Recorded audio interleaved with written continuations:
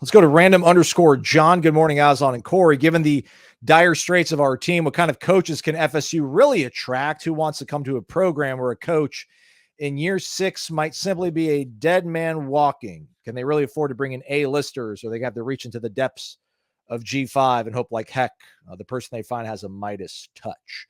A lot more in there, as John is apt to do, but that's probably worth discussing, right? I think it's going to be generating some discussion. We've moved past a lot of the coaching inquiries, Corey, but this one is pretty much the only thing that's come from, I think, a longtime listener who has not been a weekly winner. So let's go ahead and fire up that generator. Corey's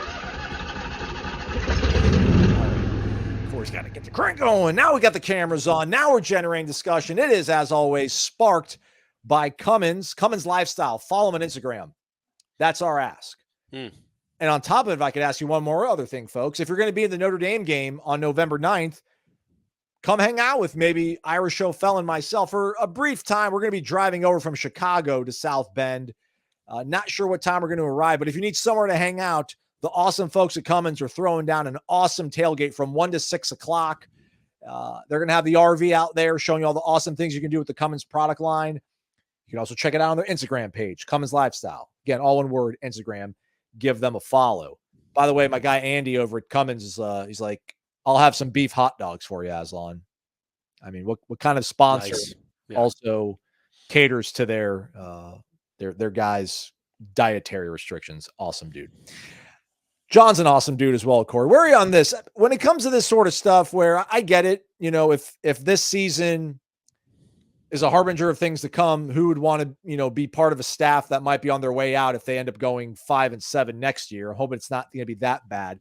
I just feel like all these guys are wired differently than most of us, and they all would be chomping at the bit to come to Florida State because they think I could be that guy. I think Mike Norvell's still a good coach.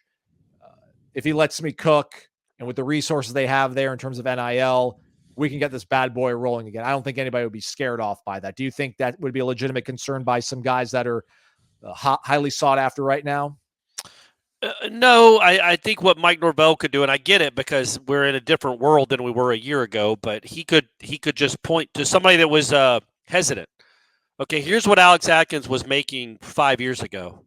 Here's what we just paid Alex Atkins to leave. He is a millionaire. We paid he had a contract over $1 million per year. At Charlotte, I can promise he wasn't making that. Same with Adam Fuller, coming from I think he was from Memphis, right? But he had never approached this kind of money. Kenny Dillingham is now a head coach in the Big 12.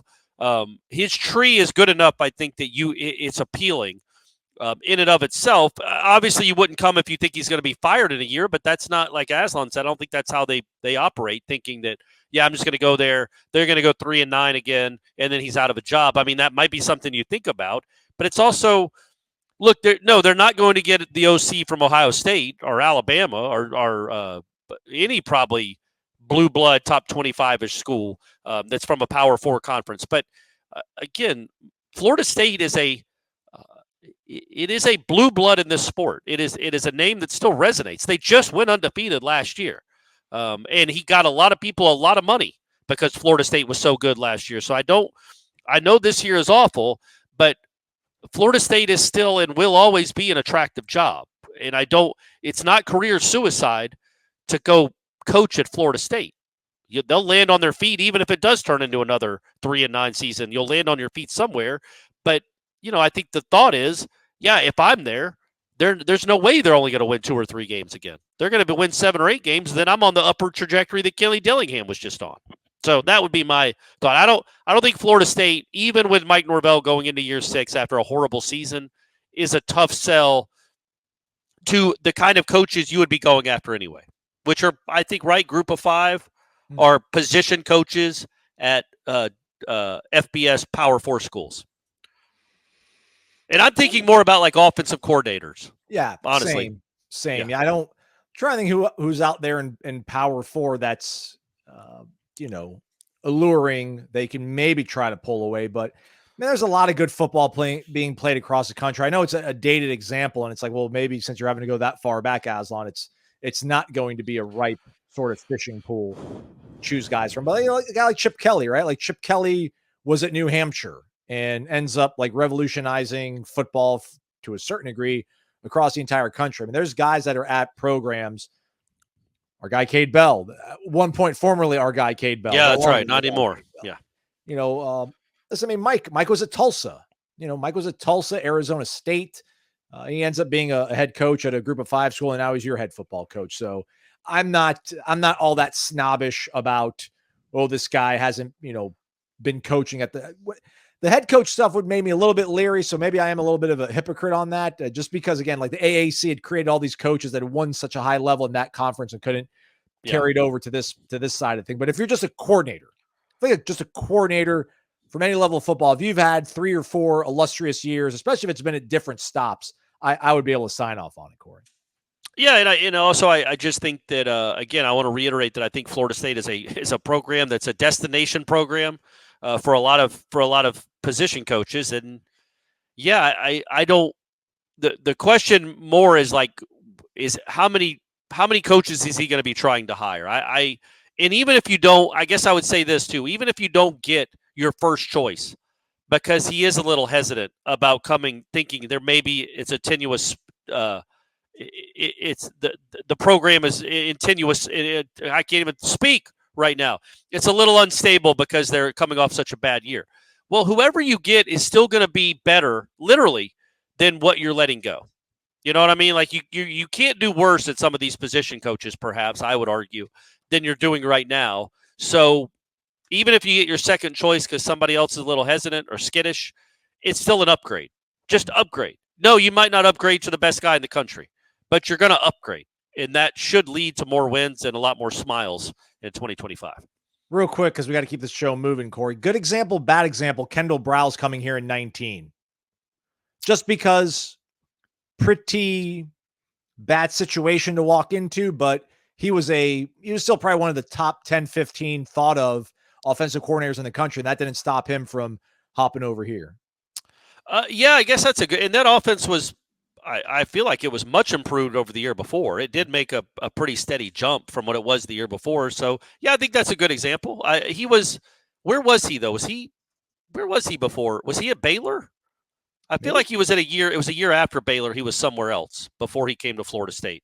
Was he? He wasn't at FAU, was he?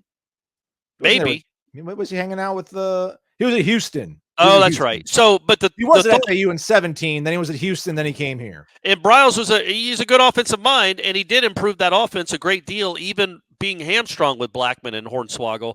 He still improved it a significant deal over what it was the year before. And helped also Jordan Travis too. He's the one that at least allowed him to start playing once Willie was fired. Jordan Travis got to get on the field. But the point I was going to make is that was, you talk about an unstable position.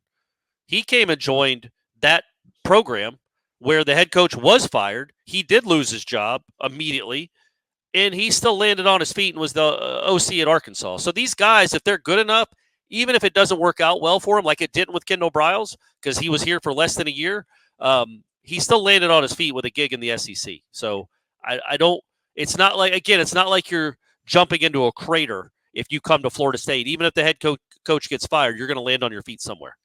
Florida State was 112th in scoring offense with Walt Bell and Willie Taggart's first season, 21.9 points per game.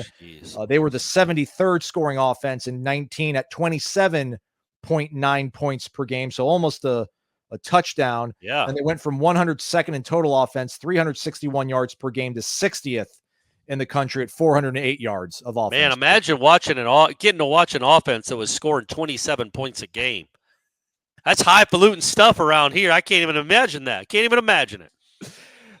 You can't imagine all the awesome things you can do to your recreational vehicles, as well as anything and everything around your house and being on the run and on the go when you use Cummins products to own and line, portable generators, portable power stations.